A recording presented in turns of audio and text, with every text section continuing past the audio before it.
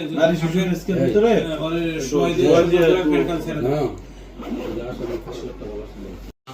এটা যে বললাম না আমি আপনাদের যে পূর্ব চলে এই যে এই বাচ্চাটা নিয়ে চলে গেছিল এই দেখেন গাইবান্ধার থেকে উদ্ধার করে নিয়ে এখনো এই কি ঘুমাচ্ছে নাকি ঘুমাইতেছে অনেক ক্লান্ত ওই যে উনি গেছিল গাইবান্ধা খাওয়াইছে বুড়ি টুনি করছে আল্লাহ পুরো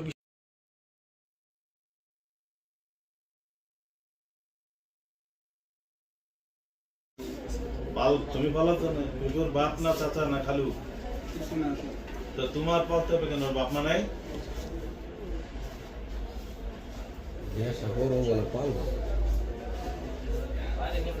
পালার জন্য এখানে রূপগঞ্জের মেয়ে তুমি নিয়ে কোথায় নিয়ে গেছিলে এটা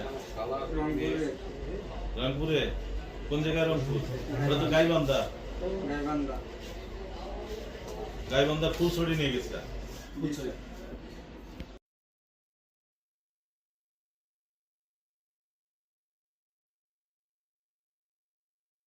18 তারিখ সন্ধ্যায় এই আমাদের মাইশা নামের এই 5 বছরের একটা শিশুকন্যা ওকে একজন ওকে একটা অপহরণকারী চক্র অপহরণ করে নিয়ে যায়। মূল অপহরণকারী শান্ত নামের একটা ছেলের কথা আমরা জানতে পারি। আমরা এরপর থেকে আমাদের একটা আভিযানিক দল আমরা এই ঘটনায় নিযুক্ত করি, ঘটনায় একটা নিয়মিত মামলা রুজু করি।